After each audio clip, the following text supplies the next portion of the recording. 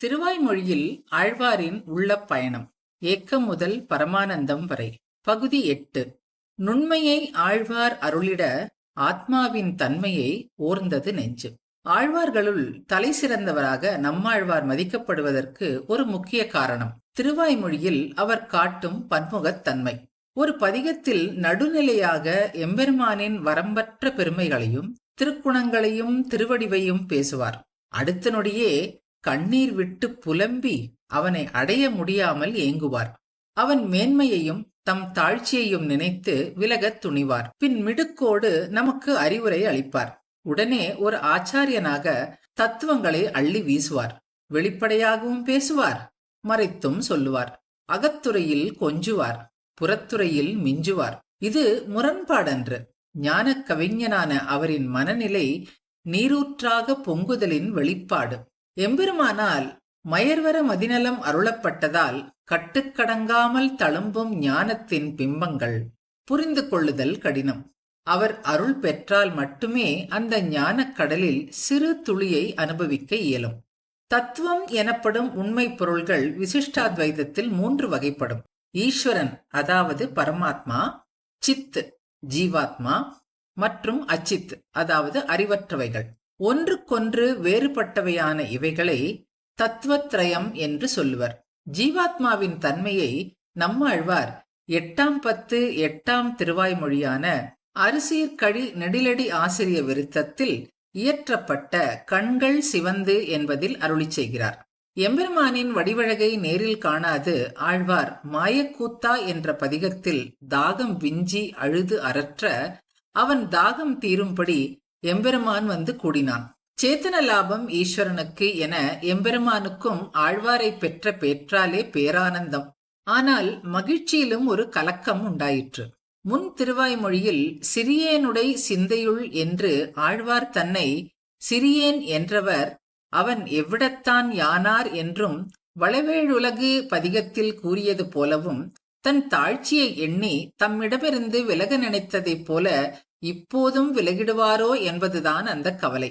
சம்சாரத்தில் உடலோடு உழலுபவன் எல்லையற்ற பெருமைகள் நிறைந்த எம்பெருமானுடன் சேருவது தகுதியற்றது என்ற ஆழ்வாரின் எண்ணத்தை மாற்ற, உடலுக்குள் இருக்கும் ஜீவாத்மாவே உண்மை, உடல் என்பது வந்தேறி அந்த ஜீவாத்மா தன்னோடே என்றும் இருப்பது என்ற ஜீவாத்மாவின் சொரூப பெருமையையும் தாமே அந்தர்யாமியாய் எல்லாவற்றுக்குள்ளும் இருப்பதையும் காட்டிக் கொடுக்கிறார் எம்பெருமான். மின்மினி போல இருக்கும் ஆத்மாவை தேவரீர் காட்டவும் அடியேன் காணவும் வேண்டுமோ என்று சொல்லி ஆழ்வார் தன் நிலையை மாற்றாதிருப்பாரோ என்று நினைத்த எம்பெருமான் ஆழ்வார் மிகவும் உகந்த தன் திருமேனி அழகை முதலிலே காண்பித்து பின் பிராட்டியும் திருவாபரணங்களும் போலே நித்தியமான ஆனந்தமயமான ஆத்மாவானது தனக்கு மிகவும் பிடித்தமானது என்றும் காட்டிக் கொடுக்க அதனை இத்திருவாய்மொழியில் பேசுகிறார்.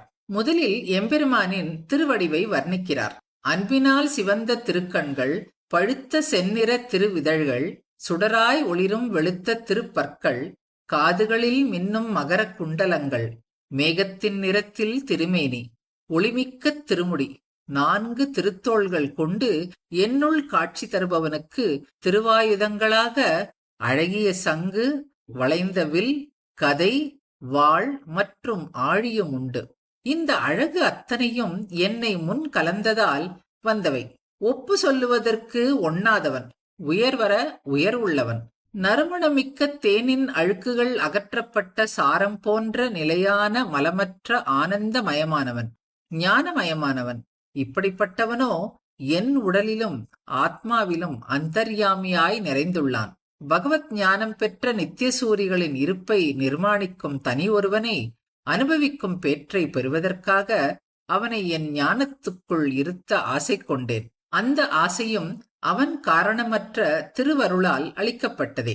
இத்துடன் எம்பெருமானின் வைபவத்தை முடித்த ஆழ்வார் இந்த கலவி நிலைத்து நிற்பதற்காக எம்பெருமானுக்கு மட்டுமே ஆன அடிமைத்தனமும் ஞானமும் ஆனந்தமும் சொரூபமாக கொண்ட ஆத்மாவின் பெருமையை இனிமேல் அருளப்போகிறார். இவ்வாறு என்னுள் புகுந்தவன் ஞானம், உயிர், உடல், மூலப்பிரகிருதி, மகத், அகங்காரம், 5 பூதங்கள், தன் மாத்திரைகள், ஞான கர்ம இந்திரியங்கள், மனம் என்ற 24 அச்சித் தத்துவங்களும் அடைய விரும்பக்கூடாத பழுதுகள் என்கிற உணர்வை பெற செய்து என்னை மயர்வர மதி உடையவனாக்கினான். இக்கசடுகள் கழிந்த பின் எஞ்சி நிற்கும் எல்லை நிலமான ஜீவாத்மாவிற்கு எம்பெருமானுக்கு அடிமையாக இருப்பதே உண்மை தன்மை என்று காட்டினான். அத்தோடு நில்லாமல் என்னை சொல்லும் சொல்லாலே அவனை சொல்லலாம்படி நான் என்ற சொல்லும் நான் என்ற எண்ணமும் அவனை குறிப்பன என்று காட்டினான். ஆக ஆழ்வீர் என்று அழைத்தால் ஏனென்பான் ஈஸ்வரன் போலும் தத்துவமசி என்ற வேதாந்த வாக்கியத்தின் உட்பொருளை யானும் தானாய் ஒழிந்தானே என்று சொல்கிறார். அருளினான் அவ்வருமறையின் பொருள் என்று மதுரகவியாழ்வார் இதையே அருளினார். இந்த புருஷன் அன்னரசமயன் என்று வேதாந்த வாக்கியத்தின்படி ஜீவன் எம்பெருமானுக்கு போக்கியம் என்பதை அடுத்து விளக்குகிறார். உலகத்திலுள்ள அறிவுள்ள மற்றும் அறிவற்ற பொருள்களுக்கெல்லாம் மூலக்காரணமானவன் எம்பெருமான். சாந்தோக்கிய உபனிஷத்தில் 6வது அத்தியாயத்தில் சத்வித்யா என்னும் பாகம் உள்ளது. அதில் ஆருணி என்பவர் தன் மகன் ஸ்வேதகேதுவிற்கு காரணப் பொருளும் காரிய பொருளும் ஒரே பொருள்தான் என்பதை விளக்க எதை அறிந்தால் எல்லாம் அறிந்ததாகும் என்று கேட்டார். அதன் கருத்தாவது, உலகம் முழுவதற்கும் ஒரு காரணப் பொருள் உள்ளது, காரணப் பொருளும் காரிய பொருளும் ஒரே பொருள்தான் என்பதால் அதை நீ அறிந்தால் எல்லாம் அறிந்ததாகும். அந்த உலக காரணத்தை கற்றறிந்தாயா? பின்னர் இவ்வாறு அறிவுரை செய்ய தொடங்கினார். சதேவ சோம்ய இதமக்ர ஆசித் ஏகமேவ அத்விதீயம். அதன் பொருள், இந்த உலகமானது முதலில் சத் மட்டுமாக இரண்டாவது அற்ற ஒன்றாக இருந்தது. அது பலவாக ஆவேன் பிறப்பேன் என்று பார்த்தது. பின் முறையே அது தீயை நீரை மண்ணை படைத்தது. இவ்வாறு இந்த உலகம் முதலில் சத்தாக இருந்தது என்று சொன்னதால் உலகத்தின் மூல காரணம் சத்து என்றாகிறது. எம்பெருமானார் ஸ்ரீபாஷ்யத்தில் சத் என்றால் துளியும் அழியாமல் மாற்றமடையாமல் எப்போதும் இருக்கும் பொருள். அதனால் சர்வஞனும் சர்வசக்திமானும் புருஷோத்தமனுமான எம்பெருமானே சத் என்ற சொல்லின் பொருளாகிறான். அவனே மூலக்காரணம் ஆகிறான். அதனால் ஆழ்வார் எம்பெருமானை சேத்தன அச்சேதன பொருள்களுக்கெல்லாம் காரணமான ஒருவன் என்கிறார். சூக்ஷ்மமான நிலையில் பொருள்கள் இருக்கும்போது அவன் காரணம், ஸ்தூலமான நிலையில் இருக்கும்போது அவன் காரியம். அவன் சிவனையும் பிரம்மனையும் படைத்து தானும் அவதரித்து உலகை காக்கும் செயலை செய்பவன். தேனாகவும் பாலாகவும் இனிப்பதும் உடலிலும் உயிரிலும் ஞானத்திலும் பரவியதுமான ஆத்மாவிற்கு சரீரமானவன் அவன். இந்த சரீரி தொடர்பால் நான் என்பதே அவனாகி விட்டவனை அறியப்பெற்றேன் என்கிறார். இப்பாசுரத்தில் ஆத்மஸ்வரூபத்தை சொல்ல வரும்போது எம்பெருமானை பற்றி முதலில் சொன்னதன் மர்மம், அவ்வாத்மஸ்வரூபம் தனித்து நிற்க மாட்டாமல் எம்பெருமானை பற்றியே இருக்கும் என்பதை காட்டவே அச்சித்து கைவிட வேண்டியது என்றும் ஐஸ்வர்யம் நாடப்பட வேண்டாதது என்றும் ஆத்மா தனக்கு அடிமை என்றும் எனக்கு காட்டித் தந்தான் என்கிறார். இதுவரை எம்பெருமானுக்கு உடலாய் ஆத்மாவிருப்பதை அருளியவர் இனி அவ்வாத்மாவின் தனித்த தன்மைகளை உரைக்கிறார். ஆத்மாவானது அச்சித்திலிருந்து வேறுபட்டது. முடியின் நுனியில் 100 பாகத்தில் 1 100ஆக வெட்டப்பட்டு அந்த ஒரு பாகம் ஜீவன் என அறிவது என்பதால் நுண்மையானவன். ஆத்மா உண்டாவதில்லை, மரணம் அடைவதில்லை என அழியாமல் இருப்பது, அனைத்தையும் ஆளும் தன்மையோடு ஒன்றாய் வர்ணிக்க முடியாமல் இருப்பது. இதுவரை எம்பெருமானின் திருக்குணங்களில் இழிந்து கிடந்ததால் ஆத்மாவை பற்றிய ஆராய்ச்சிகள் தேவையில்லாமல் இருந்தன ஆழ்வாருக்கு. இன்று அவன் அதை காட்டித் தந்தான். ஆத்மாவை இது போன்றது அது போன்றது என்றோ சொல்ல இயலாது. அதன் சொரூபத்தை அறிந்த ஞானிக்கும் அதை நேரே பார்க்க முடியாது. இந்த புருஷன் அன்னரசமயன் என்று ஆரம்பித்து அவன் பிராணமயன், மனோமயன், விஞ்ஞானமயன் என்று படிப்படியாக குறிப்பிட்டு ஆத்மாவானது அந்த விஞ்ஞானமயனை விட வேறுபட்டவன் என்கிறது வேதாந்தம். அறிவிற்கு அப்பாற்பட்டது. இப்படிப்பட்ட ஆத்மாவை அடைவதற்கு முதலில் வெளி விஷயங்களையும் அவ்விஷயங்களை நமக்கு உணர்த்தும் இந்திரியங்களையும் ஒழிக்க வேண்டும். பின் அனாதிகாலம் ஆத்மாவோடு இணைந்திருக்கும் மூல பிரகிருதியையும் அதனிலிருந்து தோன்றிய மகத் அகங்காரம் ஆகிய தத்துவங்களையும் கடக்க வேண்டும். மமமாயா துரத்தியா என்று இவைகளை கடப்பது அரிது. அப்படியே கடந்தாலும் இன்ப துன்பங்களுக்கு காரணமான கர்மங்கள் இருக்கின்றனவே, அவைகளையும் கடந்து அவைகளுக்கு காரணமான ஆசைகளின் பசியை அறுத்தால் அந்த நொடியே கைவல்யம் எனும் பேறு கிட்டும். ஆனால் அது பகவானை அனுபவிக்கும் பரமபேற்றில் ஒரு சிறு பகுதியே என்பதால் ஆழ்வார் இதை முன்பு புறம் தள்ளினார். இப்படிப்பட்ட மோட்சத்தால் கிடைக்கும் சுகமானது ஆத்ம அனுபவத்தால் வருவதாகும். இந்த தெளிவு இல்லாமல் மோட்சம் என்பது என்ன, மோட்ச சுகம் என்பது என்ன என்று குழம்பித் திரிபவர்கள் குழம்பியே கிடப்பார்கள். பகவானுக்கு அடிமை செய்யாமல் ஆத்ம பிராப்தி என்பது பயனற்றது என்பது இதன் உள்ளர்த்தம். அடைவதற்கு மிக கடினமான ஆத்ம ஞானம் கைவந்தாலும் இறக்கும் தருவாயில் எம்பெருமானின் நினைவு இல்லையேல் எல்லாமே வீணே என்கிறார் ஆழ்வார். ஒருவன் மரண தசையிலே இருக்கும் போதே இவன் முடிந்தான் முடிந்தான் முடிந்தான் என்று அவனை நேரம் வரும் முன்னமே அனுப்ப இல்லத்தாரும் சுற்றத்தாரும் அலற்றுவார். கல்யாணத்திற்கு வராதாரும் இழவுக்கு வந்து விடுவர். இவர்களின் கதறலும் மேலே விழுந்து புலம்புவதும் அவன் உயிரை உடனேயே முடித்து விடும் அளவு இருக்கின்றன. இவனும் இதையெல்லாம் பார்த்து அவர்களிடம் மிகவும் அன்பு கொண்டு வாழும் ஆசை பித்தேறி இருப்பான். ஆனால் அந்த கலக்கம் வரும் நேரத்தில் பகவானின் தோஷமற்ற தன்மை ஜீவாத்மாவிற்கு இருக்கிறது. அவனின் ஞானானந்த நிலையும் ஜீவனின் ஞானானந்த நிலையும் ஒற்றுமை கொண்டது என்று தெளிந்து அவனிடம் சேர நினைத்தலே ஆத்மாவை அடைவதற்கு நல்ல வாய்ப்பு. இல்லையேல் எல்லாம் வீண். அந்திம ஸ்மிருதி எனப்படும் இறக்கும் போது பகவானை நினையாவிட்டால் ஆதிபரதன் தான் வளர்த்த மான்குட்டியின் நினைவோடு இறந்ததால் மானாக மீண்டும் பிறந்ததைப் போல ஆகிவிடும். ஜீவனை தனக்கு அடிபணிந்தவன் என்று எம்பெருமான் நினைப்பதைப் போல எம்பெருமானுக்கு தான் கீழ்ப்பணிந்தவன் என்று ஜீவனும் நினைத்து அவன் திருவுள்ளத்தை பற்றி நடந்தால் மட்டுமே ஆத்மாவை அடைய நல்ல வாய்ப்பு. அத்வைத்த சித்தாந்தத்தின்படி குணங்களற்ற ஞானம் மட்டுமேயான பிரம்மம் ஒன்றே உண்மையானது. மற்றதெல்லாம் பொய், மாயை, அவித்யை என்னும் அறியாமையினால் மறைக்கப்பட்ட பிரம்மம் தன்னையே ஜீவனாகவும் மற்றும் பலவாகவும் வேதங்களைக் கண்டு மயக்கம் கொள்கிறது. ஆக ஜீவாத்மா என்பது மாயை. வேதாந்தத்தில் உள்ள மகா வாக்கியங்கள் எனப்படும் தத்துவமசி, அகம் பிரம்மாஸ்மி, சத்தியம், ஞானம், அனந்தம், பிரம்ம போன்றவைகளை ஆச்சாரியரிடமிருந்து கற்று பிரம்மம் என்ற ஒன்றே உண்மை, மற்றவைகள் மாயை என்று தெளிந்தால் வரும் வாக்கிய ஜென்ம ஞானத்தில் விளைவதே மோட்சம். இதை விசிஷ்டாத்வைதம் மறுக்கிறது. ஸ்ரீபாஷ்யத்தில் எம்பெருமானார் இதை தர்க்கத்தாலும் வேதாந்த வாக்கியங்களின் சரியான விளக்கத்தாலும் வலுவாக மறுக்கிறார். விசிஷ்டாத்வைத்தத்தின் ஒன்றுக்கொன்று மாறுபட்ட 3 தத்துவங்களான சித்து, அச்சித்து மற்றும் ஈஸ்வரன் ஆகியவைகளை நிலைநாட்டினார் ஆழ்வார் 9ஆம் பாசுரத்தில். தத்துவ ஞானம் பிறந்த ஆத்மாவும் பிரம்மமும் ஒன்று என்பதால் நித்திய சம்சாரிகளை பிரம்மமாக சொல்லும் அத்வைத்த மாயவாதிகளை கண்டிக்கிறார். கருடக்கொடியும் ஆச்சரியமான திருக்குணங்களும் உடையவனான எம்பெருமானும் சம்சாரத்தில் துவளும் ஜீவனும் ஐக்கியமாவது இயலாதது. இதனால் அத்வைத்திகளின் ஜீவமுக்திவாதமும் தள்ளப்படுகிறது. ஆனாலும் சாஸ்திரத்திற்கு முரணான இவ்வத்வைத்த வாதத்தை முன்னிறுத்தும் மகாஞானிகள் முக்காலத்திலும் இல்லாமல் இல்லை.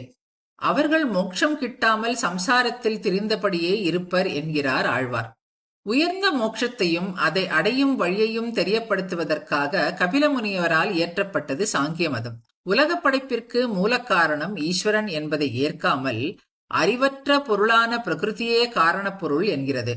பிரகிருதி முக்குணங்களை சமநிலையில் கொண்டது, தனித்தது, அழியாதது. மற்றொரு தத்துவமான புருஷன், அதாவது ஜீவாத்மா, தன்மையற்ற ஞானம் மட்டுமே வடிவானவன். சாங்கியரது உலகப் பரிமாண கோட்பாடு சத்காரியவாதம் எனப்படுகிறது. காரணப் பொருளான பிரதானத்தில் காரியமாகும் ஆற்றல் அடங்கியிருக்கிறது. காந்தத்தின் முன் இரும்புக்கு இழுக்கும் ஆற்றல் வருவது போல புருஷனின் முன்னிலையில் பிரகிருதி முக்குணங்களின் சமநிலை கலைந்து உலகப் படைப்பை தொடங்குகிறது. பிரகிருதியிலிருந்து முற்றிலும் தான் வேறுபட்டவன் என்று புருஷன் உணர்ந்து அதன் எல்லைகளில் இருந்து தன்னை விடுவித்துக் கொள்ள விரும்பும் போதுதான் அவன் முக்தியை அடைய முடியும். இந்த விவேக ஞானமே வீடு பேறு தரும். பிரதானத்திலிருந்து தன்னை வேறாக புருஷன் அறியும் வரை பிறவிச் சுழற்சி தொடர்கிறது.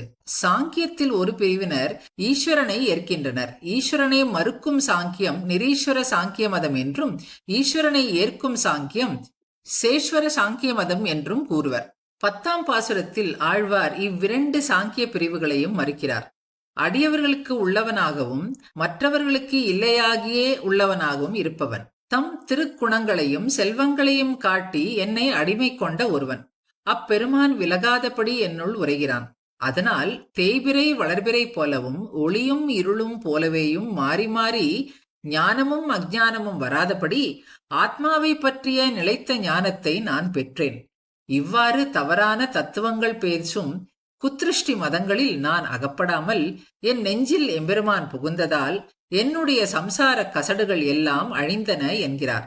ஆத்ம அனுபவத்திற்கு பகைகளான உலக விஷய அறிவையும் ஆத்ம ஞானம் பெற தடையாக இருக்கும் அறிவின்மையையும் வேரோடு அறுத்து எனக்கு காரணமற்ற கிருபை செய்யும் சுவாமி ஆனவனும் பிரமனுக்கும் சிவனுக்கும் அந்தர்யாமியாய் உள்ளிருந்து படைப்பையும் அழிவையும் நிர்வாகிப்பவனுமான பெருமானால் அருளப்பட்ட நம்பாழ்வாருடைய 1000 ஓதுபவர்கள் கருமாணிக்கம் போன்ற நம் அண்ணலின் திருவருளால் அவன் திருவடிகளின் கீழே திருப்பணி செய்பவர்கள் என்று தலை கட்டுகிறார். பதிகத்தின் பெருமை. ஆழ்வார் 6 மாத காலம் மயங்கி கிடந்த 3 திருவாய்மொழிகளில் இத்திருவாய்மொழியும் ஒன்று. பத்துடை அடியவர் மற்றும் பிறந்தவாறும் ஆகியவை மற்ற 2 ஆகும். மாயக்கூத்தா என்ற பதிகத்தில் ஆழ்வார் எம்பெருமானை பிரிந்து எவ்விதம் கண்ணும் வாயும் கலங்கி நின்றாரோ எம்பெருமானும் ஆழ்வாரை பிரிந்திருந்ததால் கண்ணும் வாயும் கலங்கியிருந்தார். இப்பதிகத்தில் தன்னோடு சேர்ந்தவுடன் அவற்றை மீண்டும் பெற்றான் என்று உரைத்து 6 மாதங்கள் மயங்கி கிடந்தார் ஆழ்வார். அடியேன் என்ற சொல் திருவாய்மொழியில் பல இடங்களில் வந்தாலும் அந்த இடங்களில் உடல் தொடர்பு உடைய ஆத்மாவையே குறிப்பிடுகிறது. அடியேன் சிறிய ஞானத்தன், ஒருவன் அடியேன் உள்ளானே போன்ற இடங்கள். ஆனால் 2ஆம் பாசுரத்தில் அடியேன் உள்ளான் உடலுள்ளான் என்பதில் மட்டுமே உடல் என்ற சொல் தனிப்பட்டு குறிப்பிடப்பட்டுள்ளதால் அடியேன் என்பது உடல் தொடர்பற்ற தூய ஆத்மாவை சொல்கிறார் என்றாகிறது. மேலும் அடியேன் என்று கூறியதால் ஞானத்தையும் ஆனந்தத்தையும் விட ஆத்மாவின் முக்கியமான இயல்பானது எம்பெருமானுக்கு அடிமைப்பட்டு இருப்பதே என்றாகிறது. எம்பெருமானார் கீதா பாஷ்யத்தில் கீதையின் சதுர்விதா பஜந்தே எனத் தொடங்கும் ஸ்லோகத்தின் உரையாக பகவத் சேஷதைக ரச ஆத்மஸ்வரூபவித் ஞானி என்றும் மேலும் ஞானி என வரும் இடங்களிலெல்லாம் இங்கனே அருளி செய்கிறார். இதனால் ஜீவாத்மாவின் ஞானத்திற்கு பிரயோஜனம் தன்னுடைய சேஷத்துவத்தை அறிவதுதான் என்று ஆழ்வாரின் திருவுள்ளத்தை நன்கறிந்து அதற்கேற்பவே எம்பெருமானார் உரையிட்டார் என்று தெரிகிறது. 3ஆம் பாசுரத்தில் ஜீவாத்மாவின் சுவாதந்திரியம் எனப்படும் தன்னிச்சையாக செயல்படும் தன்மையை போக்கி தன் நல்ல உள்ளத்தால் என்னை இசைவித்தான் என்ற ஸ்ரீவைஷ்ணவ சித்தாந்த கருத்தை ஆழ்வார் அதுவும் அவனது இன்னருளே என்கிறார். இருத்தும் வியந்து என்னை தன் பொன்னடிக்கீழ் என்று பேரும் ஆறும் அவனே. பிள்ளைலோகாச்சாரியார் அருளியது போல பேற்றுக்கு அடி அவன் கிருபை, இழவுக்கு அடி கர்மம். இதே பாசுரத்தில் யானும் தானாய் ஒழிந்தானே என்று தன்னை சொல்லும் சொல்லாலே அவனை சொல்லலான் என்கிறார். பிரம்மசூத்திரத்தின் இந்திர பிராணாதிகரணத்தில் சாஸ்திர திருஷ்டியாது உபதேச வாமதேவவத் என்ற சூத்திரத்தை ஸ்ரீபாஷ்யத்தில் விளக்கும் எம்பெருமானார் ஜீவாத்மாவை சொல்லும் சொற்கள் பரமாத்மாவிலேயே நிறைவடையும் என்று அருள்கிறார். இந்த ஜீவனாகிற ஆத்மாவால் உள்புகுந்து பெயரும் உருவமும் கொண்டதாக்குவேன், உள்ளே புகுந்து ஜீவர்களை கட்டுப்படுத்தி ஆளுபவன், எல்லோருக்கும் ஆத்மாவானவன், எல்லா பொருள்களுக்கும் உள்ளிருக்கும் ஆத்மாவான அவன், கர்மவசப்படாத திவ்யமான தேவனான நாராயணன் ஒருவனே முதலிய வேதாந்த வாக்கியங்களினால் ஜீவாத்மாவை உடலாக கொண்டவன் பரமாத்மா என்று அறிந்து ஜீவாத்மாவை குறிப்பிடும் நான் நீ முதலிய சொற்களும் பரமாத்மாவிலேயே நிறைவடையும் என்று அறிந்து மாமேவ விஜானீஹி மாம் உபஸ்வ என்று இந்திரன் தன்னை உடலாக கொண்ட பரமாத்மாவையே உபாசனம் செய்ய வேண்டிய விஷயமாக உபதேசம் செய்கிறான். இப்படியே வாமதேவரன் சொன்னார் என்பதாகும். ஐதீகங்களும் உரையாடல்களும். ஒருமுறை எம்பெருமானார் கோஷ்டியிலே ஆத்மாவிற்கு ஞானானந்தமும் சேஷத்துவமும் இயல்புகளாயிருக்க எது முக்கிய இயல்பு என்ற உரையாடல் நிகழ்ந்தது. அப்போது எம்பெருமானார் கூரத்தாழ்வானை திருக்கோட்டியூர் நம்பியிடம் அறிந்து வர நியமித்தார். கூரத்தாழ்வானும் திருக்கோட்டியூர் நம்பியிடம் 6 மாதம் சேவித்திருந்தும் அவர் திருவுள்ளம் இறங்காததால் புறப்பட்டுவிட எண்ணும் போது நம்பி கூரத்தாழ்வானை அழைத்து மயர்வர மதிநலம் அருளப்பெற்ற ஆழ்வார் அடியேனுள்ளான் உடலுள்ளான் என்று அருளி செய்தபடி கண்டாயே என்று சொல்ல அதை எம்பெருமானாரிடத்தில் வந்து கூறினார். அதன்படியே பெருஞ்செல்வமான இப்பாசுரத்தின் உட்பொருளை எம்பெருமானார் எல்லாருக்கும் விவரித்து அருளினார். மேலும் எம்பெருமானார் கீதா பாஷ்யத்தில் கீதையின் சதுர்விதா பஜந்தே என தொடங்கும் ஸ்லோகத்தின் உரையாக பகவத் சேஷதைக்க ரச ஆத்மஸ்வரூபவித் ஞானி என்றும், மேலும் ஞானி என வரும் இடங்களிலேயெல்லாம் இங்கனே அருளிச் செய்கிறார். இதனால் ஜீவாத்மாவின் ஞானத்திற்கு பிரயோஜனம் தன்னுடைய சேஷத்துவத்தை அறிவதுதான் என்று ஆழ்வாரின் திருவுள்ளத்தை நன்கு அறிந்து அதற்கேற்பவே எம்பெருமானார் உரையிட்டார் என்று தெரிகிறது. ஆழ்வாரின் உள்ள பயணம் தொடரும். தொடர்ந்து அனுபவிப்போம்.